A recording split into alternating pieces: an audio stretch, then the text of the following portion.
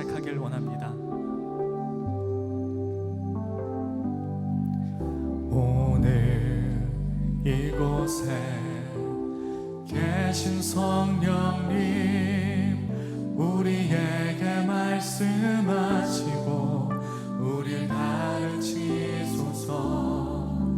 다시 우리 맘 열어주시고 주의 빛으로 밝혀 우리를 인도하소서.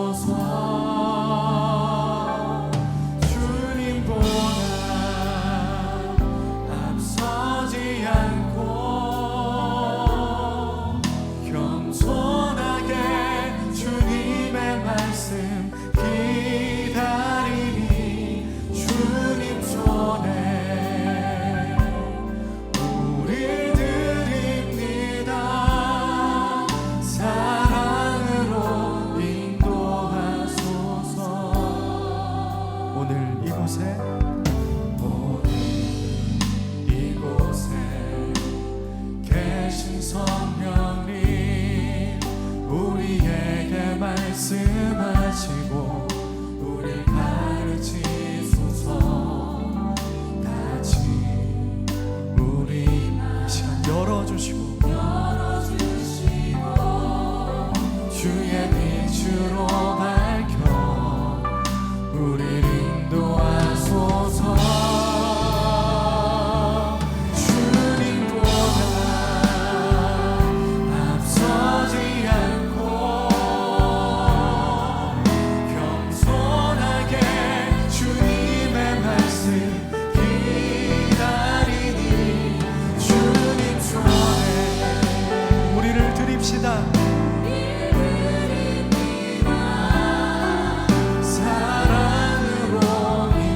다시 한번 찬양합니다. 오늘 이곳에 계신 성령님, 오늘 이곳에 계신 성령님, 우리에게 말씀하시고 우리를 가르치소서. 다시 우리 맘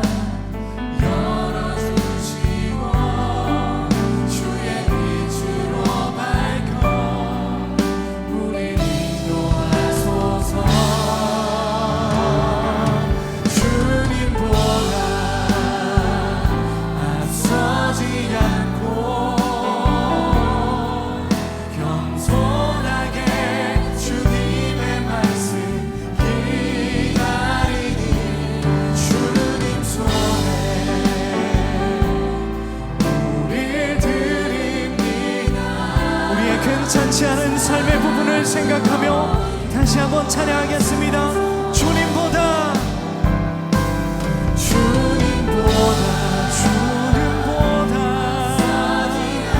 앞서지 않고 겸손하게 주님의 말씀 기다리니 주님 손에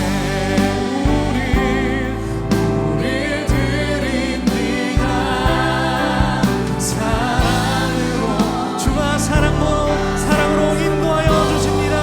주님보다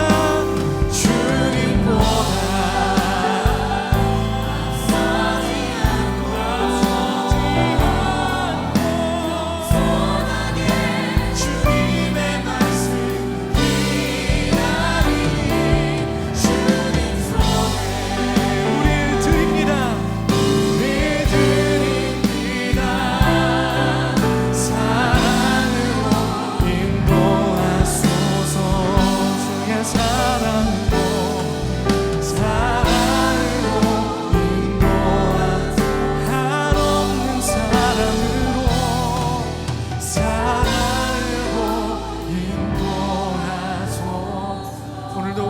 사랑으로 인도하실 그 주님 앞에 우리를 드립니다.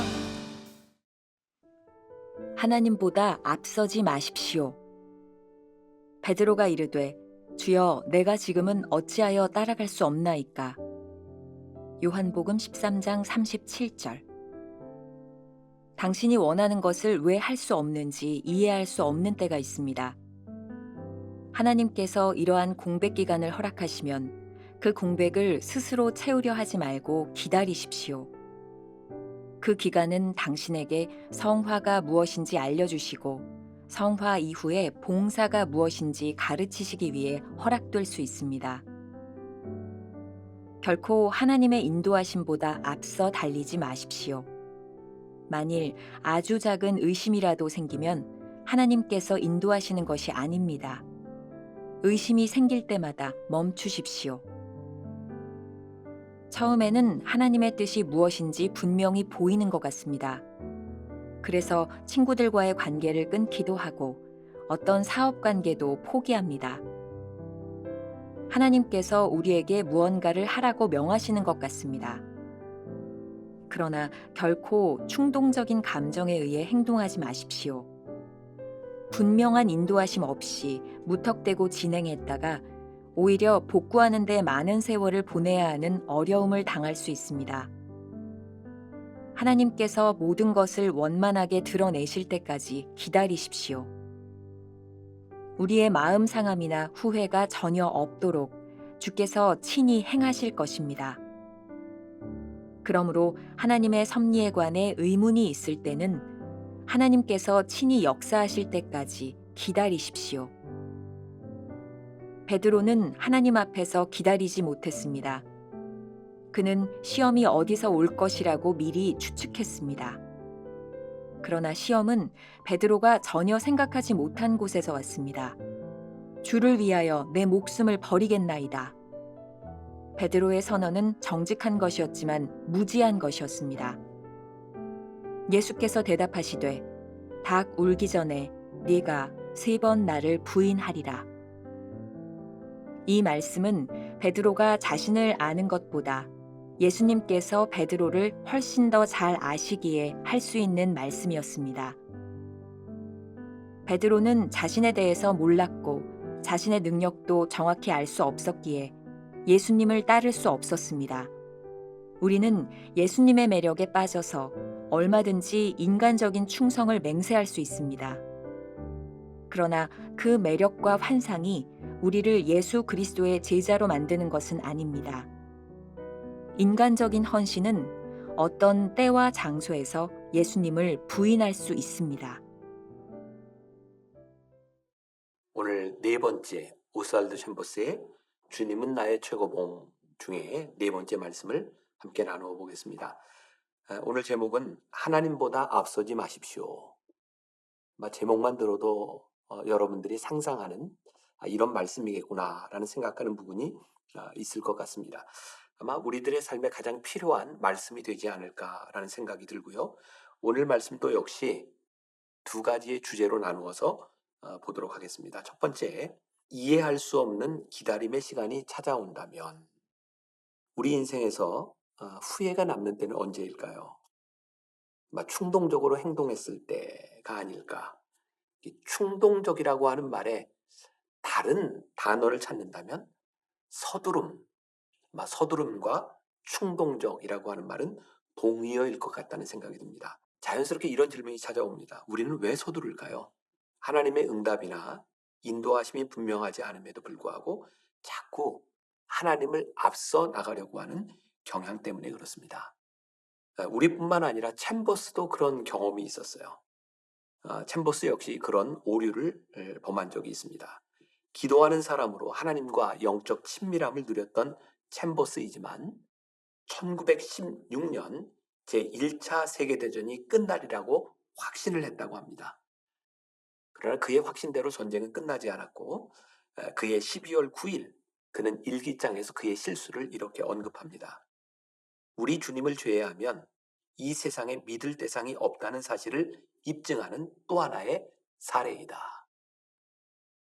오늘 챔버스의 묵상 그런 의미일 것 같습니다. 제가 조금 인용하겠습니다. 당신이 원하는 것을 왜 할 수 없는지 이해할 수 없는 때가 있습니다. 하나님께서 이러한 공백 기간을 허락하신다면 그 공백을 스스로 채우려 하지 말고 기다리십시오. 그 기간은 당신에게 성화가 무엇인지를 알려주고 성화 이후에 봉사가 무엇인지 가르치시기 위해 허락될 수 있습니다. 결코 하나님의 인도하심보다 앞서 달리지 마십시오. 만일 아주 작은 의심이라도 생기면 하나님께서 인도하시는 것이 아닙니다. 의심이 생길 때마다 멈추십시오. 하나님보다 앞서지 않고 기다리는 것은 우리 인생의 공백이 아니라 축복입니다. 라는 말이 많이 와닿습니다. 기다림의 시간이 지루하게 느껴지지만 그 시간을 통해 우리는 거룩하게 될 수 있기 때문입니다. 오늘 본문에서 베드로가 예수님께 항변하는 모습을 깊이 묵상해 보십시오. 그의 모습에서 우리는 주님을 따라가고자 하는 열정을 볼 수 있습니다.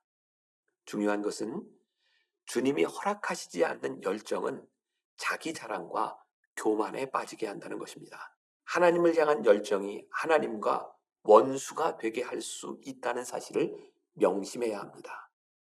그래서 챔버스가 이렇게 말하는 것이죠. 그러므로 하나님의 섭리에 관해 의문이 있을 때는 하나님께서 친히 역사하실 때까지 기다리십시오. 우리가 기억해야 될 김병선 목사의 한 줄 노트. 서두르는 나의 열정보다 하나님의 인도하심을 기다리는 공백이 더욱 복된 일입니다. 이제 두 번째 주제로 넘어가 보겠습니다. 서두름이 낳은 결과에 대하여.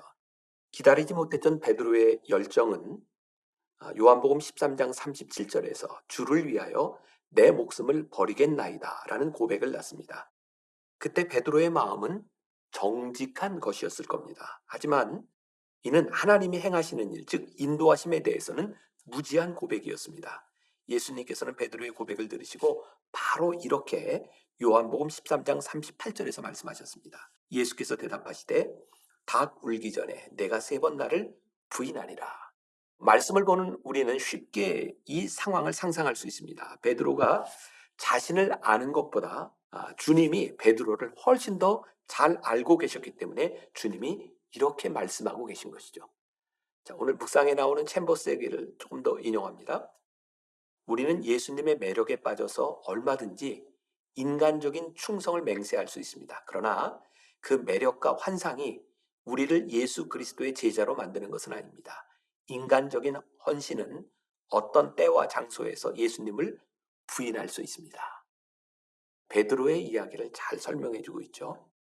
예수님이 매력적으로 보일 때 우리는 쉽게 헌신을 맹세할 수 있습니다. 베드로처럼. 그러나 성령께서 붙들어 주시지 않으면 이러한 인간적 헌신들은 순식간에 무너지는 신기루와 같은 것입니다.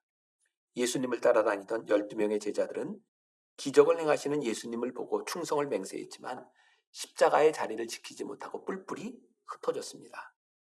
그럼에도 불구하고 실망한 이들을 부활하신 예수님이 찾아가 만나주셨습니다.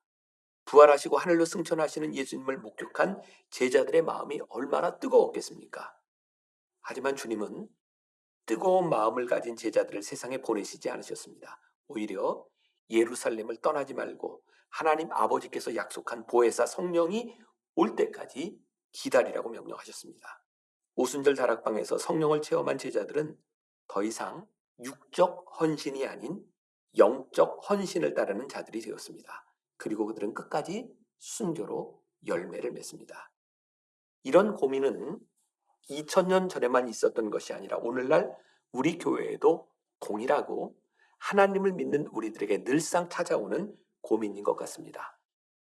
카일 아이들먼이 쓴 팬인가 제자인가 라는 책이 있습니다. 그 책에서 카일 아이들먼 역시 동일한 고민과 고백을 하고 있습니다.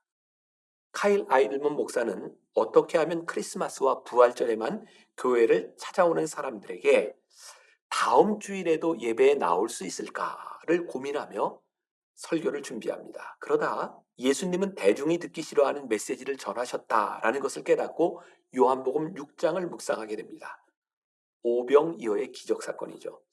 기적을 경험한 무리가 그 다음 날 어제와 같은 기적을 기대하며 마치 공짜 식권과도 같은 예수님을 찾아옵니다. 그들에게 예수님이 이렇게 말씀하셨습니다. 너희가 나를 찾는 것은 표적을 본 까닭이 아니요 떡을 먹고 배부른 까닭이로다. 이 말씀을 묵상하던 카일 아이들먼 목사님이 이런 고백을 했습니다. 나는 예배당에 앉아 수천 개의 빈 좌석을 둘러보다가 문득 깨달았다. 예수님이 보시는 것은 성도의 숫자가 아니라 헌신의 깊이다. 나는 성경책을 조용히 원래 자리에 내려놓았다. 그리고 대성통곡했다. 하나님 죄송합니다. 하나님 죄송합니다. 그렇게 말했는데도 왠지 개운하지 않았다. 며칠 뒤 부활주일이 오자 역시나 수만 명이 모였고 나는 통렬한 회개로 설교의 포문을 열었다. 사람들의 시선과 성도의 숫자에 연연했던 내 모습을 솔직히 고백했다. 그전까지는 내 의도가 순수하다고 생각했다. 예수님을 최대한 매력적으로 보이려 했던 것이 무슨 잘못인가? 그래야 더 많은 사람이 영생을 얻기 위해 그분을 찾아오지 않겠는가? 나는 사람들에게 예수님을 선물로 제시하고 싶었다. 하지만 공짜 떡을 너무 많이 뿌렸다. 그 바람에 복음이 싸구려로 전락하고 말았다. 오늘 우리들이 기억해야 될 김병삼 목사의 한 줄 노트. 충동적인 육적 헌신은 시험과 수치를 낳고 성령이 인도하시는 영적 헌신은 열매를 맺습니다. 오늘 하루 우리가 이런 질문을 가지고 지나보면 어떨까요? 묵상 질문입니다. 우리는 지금 어떤 예수님의 모습을 바라보고 있나요? 우리는 지금 팬인가요? 아니면 제자인가요? 짧은 기도로 오늘 묵상을 마무리합니다. 우리의 마음과 생각 속에 지혜와 권면과 이성 그리고 훈계를 주십시오. 주님의 뜻을 찾는 데에만 몰두하겠습니다. 주님께서 주신 통찰력으로 우리가 오류에 빠지지 않게 하소서. 아멘.